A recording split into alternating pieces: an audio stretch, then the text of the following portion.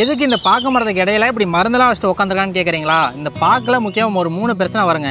அந்த 3 பிரச்சனை என்ன பிரச்சனை, அது எப்படி சரி பண்ணலாங்கிறது தான் இந்த வீடியோலாம் பார்க்க போகிறோம். பாக்கில் வர முக்கியமாக 3 பிரச்சனை இருக்குதுன்னு சொன்னேன் தெரியுங்களா? ஃபர்ஸ்ட் பிரச்சனை வந்து பார்த்தீங்கன்னா பாக்கில் வரக்கூடிய செம்பென் பிரச்சனைங்க. இரண்டாவதாக பார்க்கக்கூடிய பிரச்சனை வந்து பார்த்தீங்கன்னா மட்டைக்கு அடிப்பக்கம் இருக்கிற வெள்ளை ஈ தாங்க அந்த முக்கியமான இரண்டாவது பிரச்சனை. மூணாவதாக பார்க்கக்கூடிய பிரச்சனை தான் ரொம்ப முக்கியமானது. மேலே வந்து பார்த்தீங்கன்னா குருத்து பக்கம் தேயிலை கொசுன்னு சொல்லுவாங்க. குருத்துக்கிட்ட வண்டு மாதிரி இருக்கும், சின்ன சின்னதாக பூச்சி மாதிரி இருக்கும்.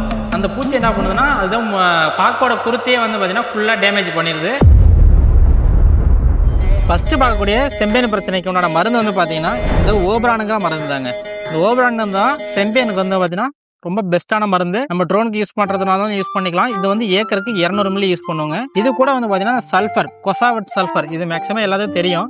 இந்த சல்ஃபர் வந்து பார்த்தீங்கன்னா ஏக்கருக்கு வந்து 1/2 கிலோ வரைக்கும் யூஸ் பண்ணலாங்க. 1/4 கிலோவிலிருந்து 1/2 கிலோ வரைக்கும் யூஸ் பண்ணலாம். மரம் பெரிய மரமாக இருந்தால் 1/2 கிலோ வரைக்கும் யூஸ் பண்ணலாம். இந்த ஓப்ரானுங்கிறது 200 ml, சல்ஃபருங்கிறத வந்து பார்த்தீங்கன்னா ஏக்கருக்கு 1/2 கிலோ வீதமும் மேலே ஸ்ப்ரே பண்ணிங்கன்னா உங்களுக்கு அந்த செம்பென் கம்பெனிங்கிறதும் சரியாயிருங்க.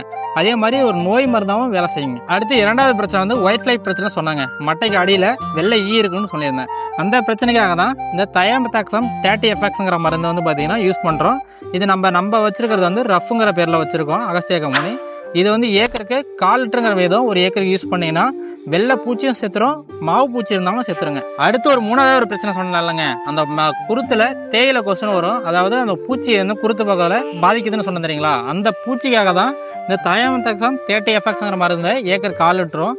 இது கூட வந்து பார்த்தீங்கன்னா கியூரோகிரான் புரோபனாபாஸ்ங்கிற டெக்னிக்கல் மருந்து வந்து பார்த்தீங்கன்னா ஏக்கருக்கு 1/2 லிட்டர் வீதமும் கொடுத்தோம்னா இந்த வண்டு பூச்சியும் செத்துரும், உங்களுக்கு வந்து பார்த்தீங்கன்னா மாவு பூச்சி, வெள்ளை எல்லாமே சரியாயிருங்க. 3 பிரச்சனைன்னு சொன்னீங்க. 3 பிரச்சனையோட தீர்வும் சொல்லியாச்சு. எதுக்கு இந்த வெள்ளை பாயிட் வச்சேன்னு தானே கேட்குறீங்க?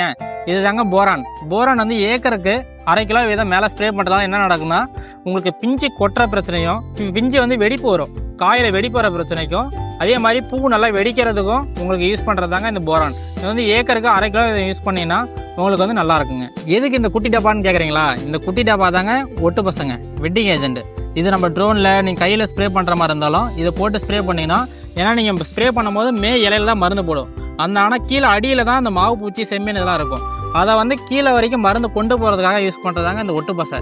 இதை வந்து ஏக்கருக்கு 50 மில்லி அந்த வீதம் பயன்படுத்தினாவே போதும். ஒட்டு பசையை பொறுத்து இருக்குங்க.